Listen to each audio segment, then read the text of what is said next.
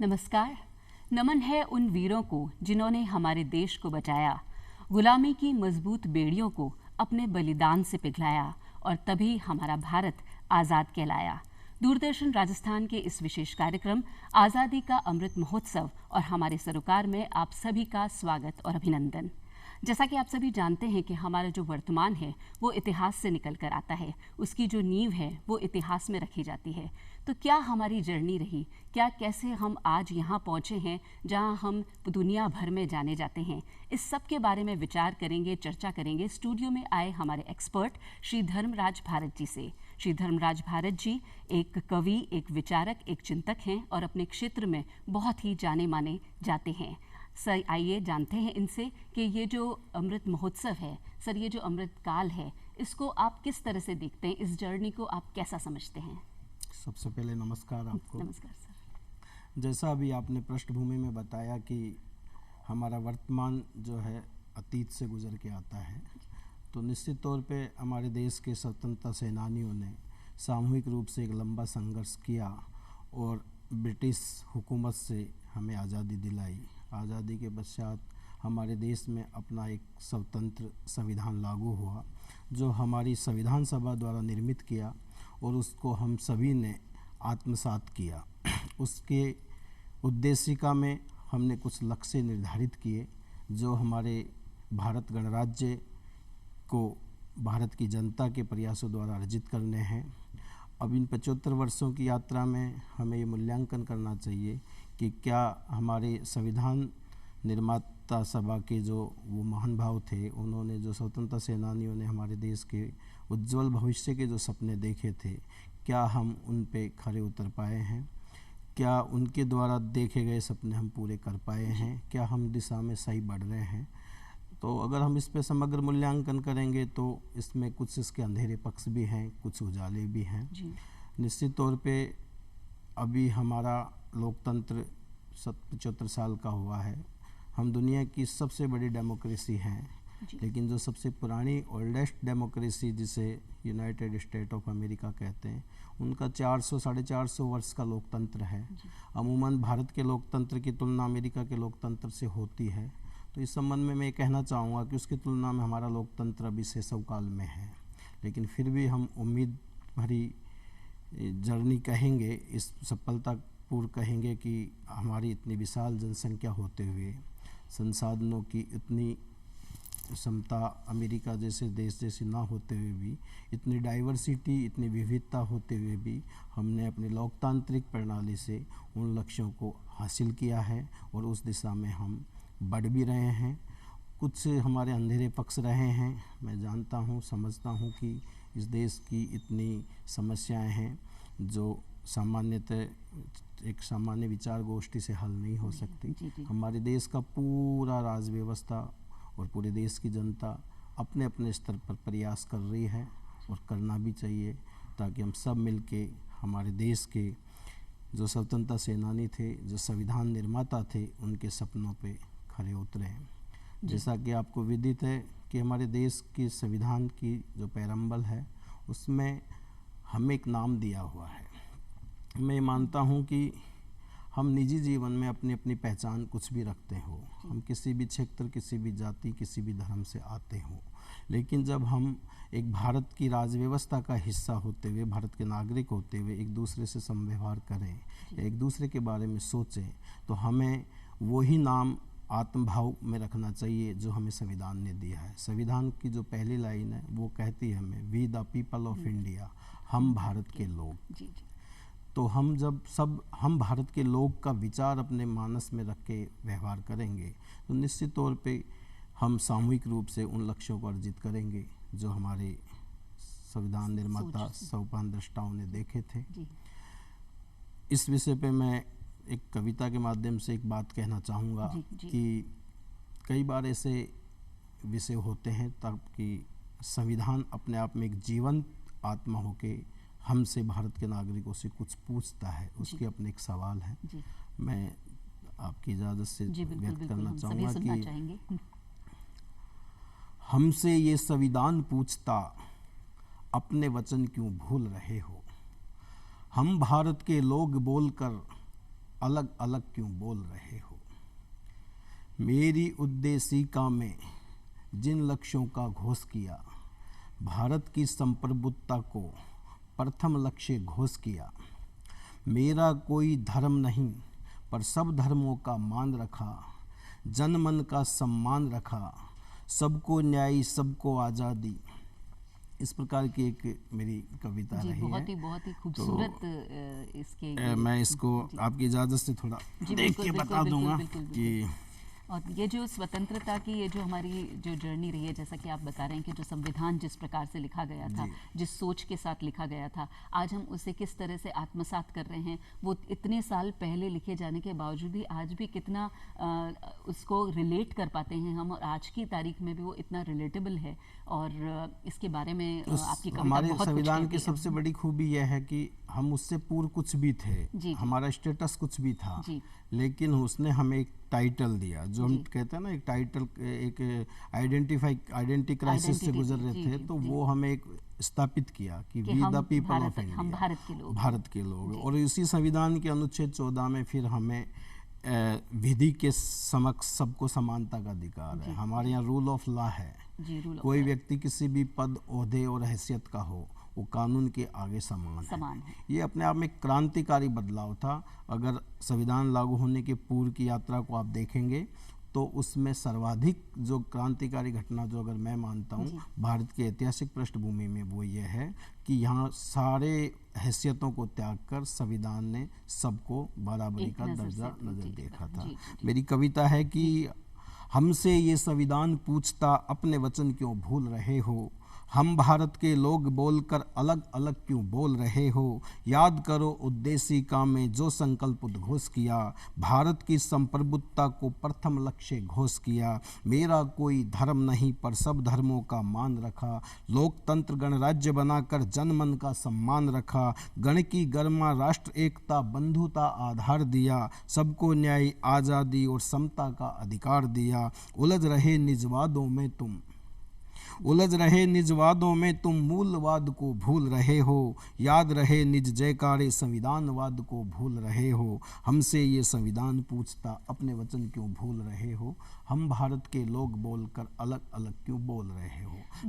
मेरी कविता वर्तमान परिप्रेक्ष्य में कुछ हद तक गलत हो सकती है, सही हो सकती है, लेकिन संविधान के कुछ सवाल हमसे भी हैं। जी बिल्कुल हैं कि जिस सोच के साथ वो लिखा गया था, कहीं अगर हम थोड़ा बहुत उससे डेविएट हो रहे हैं, क्योंकि हम बहुत ज़्यादा उसके साथ चल रहे हैं। और जैसा कि आपने कहा कि पूरे कोई भी लेवल का, कोई भी उसका हो व्यक्ति, रीजन का, लेकिन सभी हमारे संविधान के सामने एक हैं। तो हम बहुत कुछ उसके साथ चल रहे हैं। कुछ थोड़े बहुत जो हमारे फ्लॉज हैं उसके बारे में आपने बहुत ही खूबसूरत ये कविता लिखी है, जो कि उसके संदर्भ में भी मैं उस संबंध में भी, चूंकि मेरा ऐसा निजी तौर पे मानना है कि हम किसी समस्याओं का बखान करना कोई बहुत बड़ी बौद्धिकतापूर्ण बात नहीं होती है। उसके उपाय हमारे पास होने चाहिए। तो मैं इसी संदर्भ में निवेदन करूंगा कि अगर संविधान के कुछ सवाल हैं तो मैं being a citizen of India, मैं अपने आप से ये संकल्प लेता हूं कि हमारी पहचान हमसे है। जो संविधान हमें हम का दर्जा देता है, तो हम सब सामूहिक रूप से संविधान की बात को माने और अपने वचनों से विचलित ना हो, क्योंकि हमने संविधान में लिखा है हम भारत की जनता इसे आत्मर्पित करती है। तो हम में भारत की हर जनगण को सामूहिक किया गया है। तो हम अपने उन वचनों से बदले नहीं और हमें हम के भाव से आगे बढ़ना चाहिए। और हम होने से हम क्या क्या कर सकते हैं और क्या हमारी पहचान है, इस पे भी मेरी एक छोटी सी कविता है कि मैं, जैसे कि मैंने पहले भी बोला है कि जब हम सामूहिक रूप से कोई कार्य करें, हम राज व्यवस्था के हिस्से होते हैं किसी भी रूप में, तो हम में जब हम का भाव होगा तो हमारी राष्ट्रीय एकता, अखंडता, हमारी प्रगति, सब हमारे प्रतिमान हमें मिलते जाएंगे, हमारे लक्ष्य मिलते जाएंगे। कि हम कहो खुद को सदा तुम, कभी कहो ना मैं और तुम। हम कहो खुद को सदा तुम, कभी कहो ना मैं और तुम। हमसे ही आबाद मुल्क है, हमसे ही फौलाद मुल्क है। हमसे ही जीनते वतन है, हमसे ही अजमते वतन है।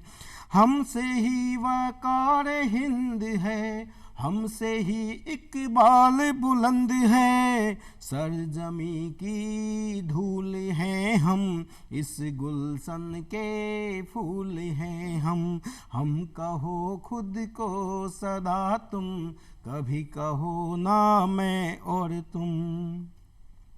मजहब सबका अपना अपना, पर मुल्क सबका साझा सपना। मजहब सबका अपना अपना, पर मुल्क सबका साझा सपना।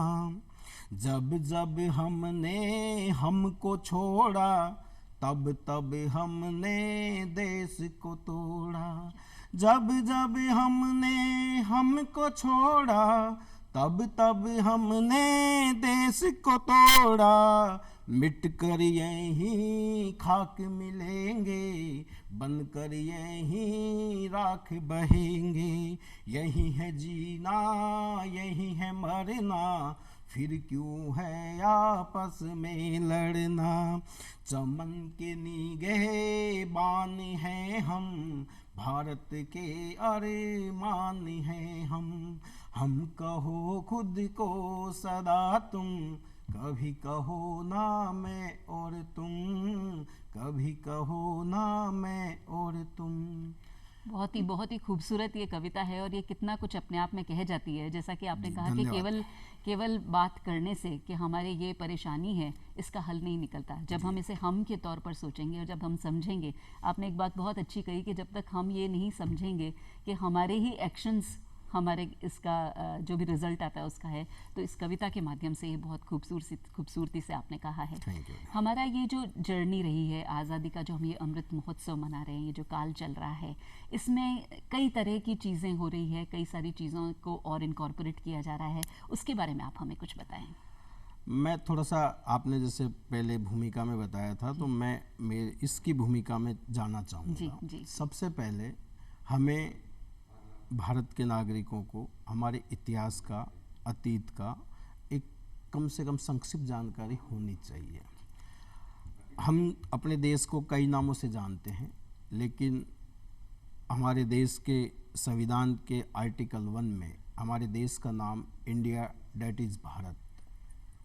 जी, इंडिया दैट इज़ भारत। ठीक है जी। अब यहाँ सवाल आता है कि ये जो इंडिया शब्द है, ये हमारे पास कहाँ से आया? जी, हमें इसके बारे में सोचना चाहिए, जानना चाहिए। मैं हिस्ट्री का विद्यार्थी होने के नाते ये मेरी हमेशा जिज्ञासा रही है। हमें ये पढ़ाया गया कि वास्को डी गामा ने भारत की खोज की, जी।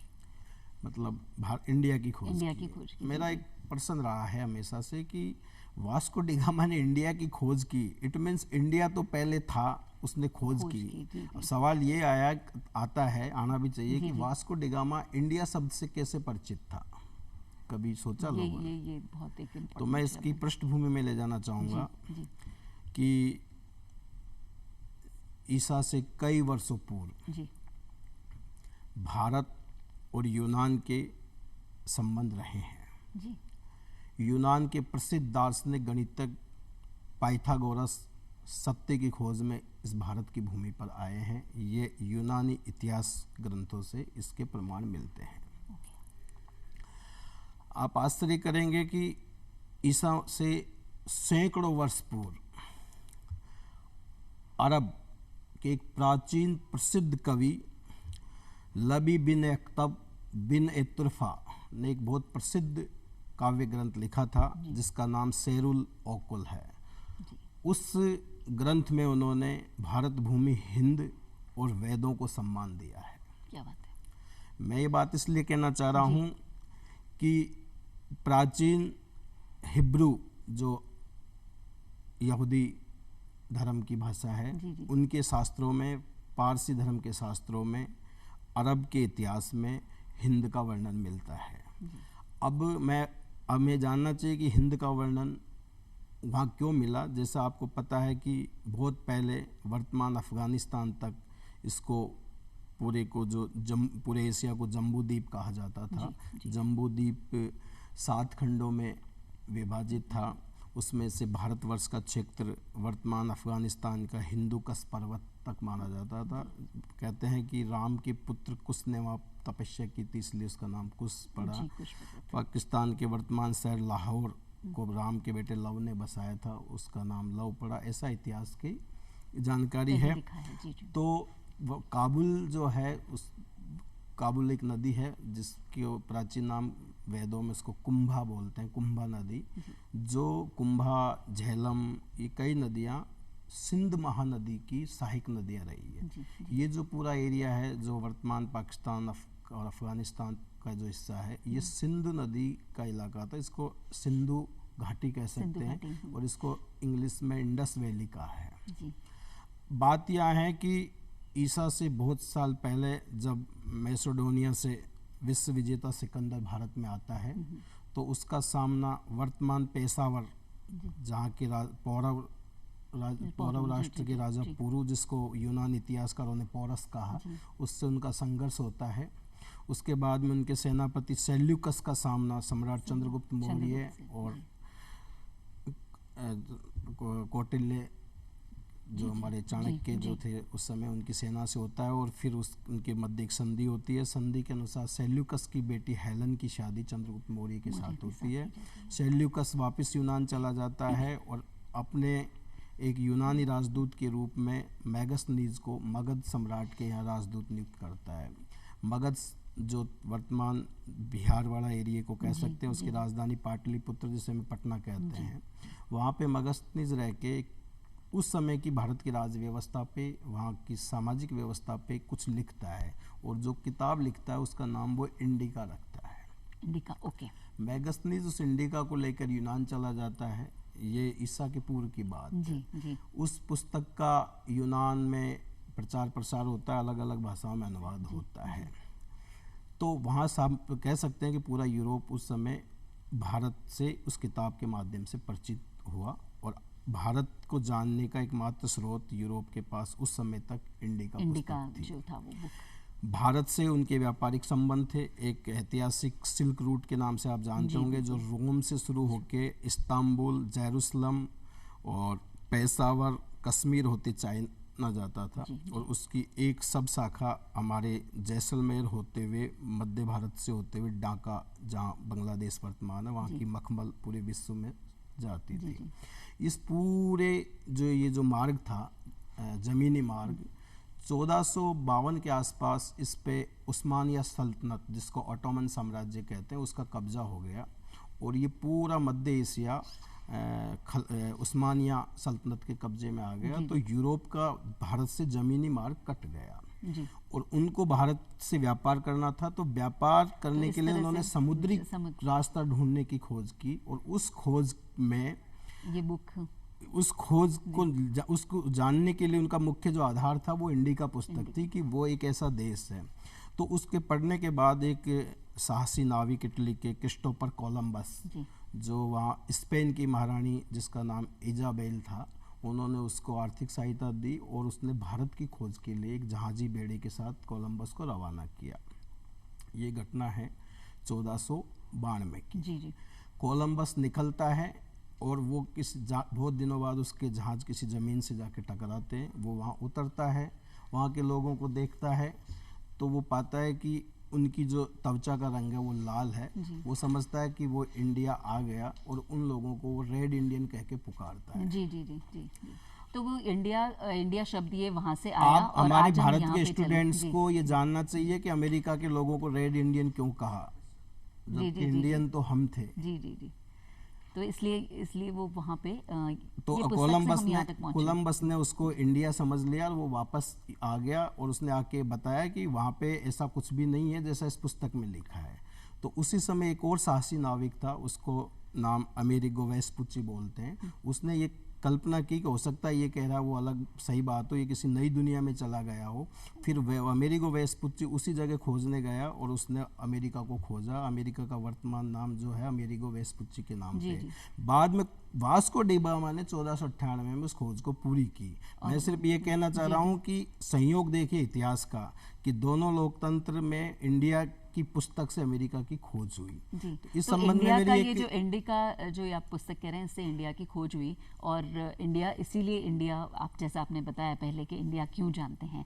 आज जो भारत की स्थिति है, आज जो हम इस अमृत महोत्सव में भारत की स्थिति को जो मना रहे हैं, युवाओं का इसमें एक बहुत ही इम्पोर्टेंट रोल हो सकता है। तो ये अमृत महोत्सव में युवाओं को लेकर किस तरह से आप अपने विचार रखते हैं?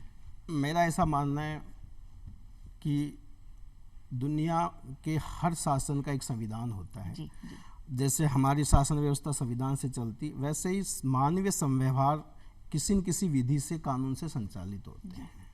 मैं समझता हूँ हमारे देश का युवा बहुत प्रतिभाशाली है और वो हर क्षेत्र में आगे बढ़ रहा है, लेकिन फिर भी मेरा ये ऐसा मानना रहेगा कि हम हमेशा नैतिकता की बात करेंगे, दयालुता की बात करेंगे, हम मानवता की बात करेंगे, तो ये जो सारे शब्द हैं, मेरा ऐसा मानना है ये फिजिक्स और केमिस्ट्री के विषय नहीं है जी। ये धर्म, अध्यात्म और नैतिकता के विषय हैं। और भारत की पीढ़ी को, नई पीढ़ी को हमारे उन शास्त्रों का जो मौलिक है, जो विशुद्ध वैज्ञानिकता पे खरे उतरते हैं, उनका भी अध्ययन करना चाहिए और निजी तौर पे नैतिक अनुशासन को बढ़ावा देना चाहिए। मैं किसी दूसरे को पाठ पढ़ाऊं, उससे बेहतर है मैं खुद कोई उसको समझूं। तो हमारे बीच में कुछ आजकल नई पीढ़ी में नशा की प्रवृत्ति बढ़ रही है, बहुत सारी समस्याएं हो रही है। जब हम नैतिक अनुशासन को अपनाते हैं तो हमें पहली बात ही पता होता है कि क्या अच्छा है, क्या बुरा है।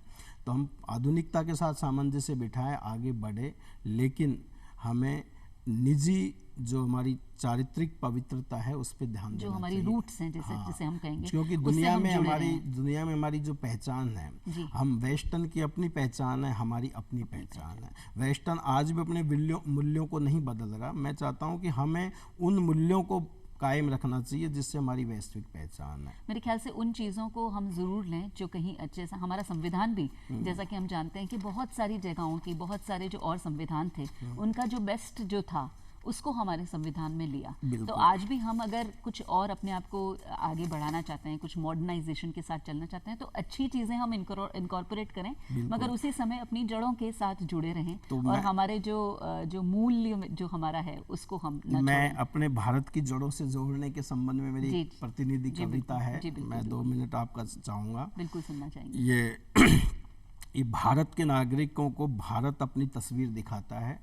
अभी हम पे निर्भर करता है कि हम उसमें से कितना उसको पढ़ पाते हैं, देख पाते हैं। कि सूरज का अग्नि दरिया गंगा का निर्मल नीर हूँ, सूरज का अग्नि दरिया गंगा का निर्मल नीर हूँ, मेरा परिचय बस इतना, मैं भारत की तस्वीर हूँ। साहस हिमालय से ऊंचा, शक्ति सागर अपार है, मेरी रक्त सिराओं में बहती सूर्य की धार है। भारत भूखे पराक्रमों का गीत गगन भी गाता है, ऋषि अगस्त्य अपने तप से सागर भी पी जाता है। धरती की क्या बात करे, हमने तो समंदर मंथ दिया, शिव कंठों ने विष धारण कर मानवता का पंथ दिया। सागर की छाती पर जिसने पत्थर भी तेरा दिया, पार समुंदर राघव दल ने धर्म ध्वज लहरा दिया। सिंधु भी भाराया भय से, वो राम का अग्नि तीर हूँ, मेरा परिचय बस इतना, मैं भारत की तस्वीर हूँ। धर्म दर्शन विज्ञान कला संगीत साहित्य खगोल में, मुझसे पूर्व इतिहास कहाँ है इस पूरे भूगोल में। विवश लड़े हम धर्म युद्ध, फिर भी युद्धों में धर्म रहा, विवश लड़े हम धर्म युद्ध, फिर भी युद्धों में धर्म रहा। योगेश्वर के उपदेशों में भाग्य विदाता कर्म रहा, मानवता के हम पुजारी, क्षमा दान भी धर्म हमारा। सो अपमान सहले हम, इतना भी धीरज धर्म हमारा, पर सो की सीमा लांघी तो फिर रणभेरी रण बोलेगी। फिर चलेगा चक्र सुदर्शन, धरती डगमग डोलेगी। बंसी की भाषा ना समझी तो 5 जन्ने फूकेंगे, धर्मराज का धर्म डिगा तो गांडीव पार्थ के गूंजेंगे। चक्रव्यूह में निडर लड़ूं मैं, वो अभिमन्यु वीर हूँ, मेरा परिचय बस इतना, मैं भारत की तस्वीर हूँ। विश्व विजय का रथ भी मेरी झेलम ने ही रोका था, मेरे पौरव के पोरस से हार सिकंदर लौटा था। सेल्यूकस ने यवन कुमारी चंद्रगुप्त को भेजी थी, मेरी गाथा इंडिका ने नई दुनिया को खोजी थी। सत्य खोज में पाइथागोरस इसी धरा पर आए थे, मिसिंग ईयर्स में ईसा भी कश्मीर धरा पर आए थे। दुनिया के सताए लोगों को मैंने गले लगाया था, फारस यहूदी वंशों को मिटने से मैंने बचाया था। करबला ने देखी जब हैवान मुआवियत यजीद की, मदद हुसैन लड़ी थी फौजे हिंद की। सब धर्मों का मान रखूं मैं, मानवता की पीर हूँ, मेरा परिचय बस इतना, मैं भारत की तस्वीर हूँ। क्या बात है, बहुत ही खूबसूरती से आपने सभी ये जो बातें हैं इनको मिलाया। किस तरह से हम आज इस जर्नी में यहाँ तक पहुँचे आपने बताया, और किस तरह से हम इसे मेंटेन रख सकते हैं और आगे बढ़ा सकते हैं, किस तरह से हिंदुस्तान को और खूबसूरत बना सकते हैं। भारत आपका जो नाम है उसको बिल्कुल चरितार्थ करते हुए आपकी कविताएं जैसे हैं, आपने और इन भी कहा सभी कि जानकारियों के लिए, ये सभी जो बातें आपने कही, इन सभी के लिए आपका बहुत बहुत धन्यवाद। Thank you.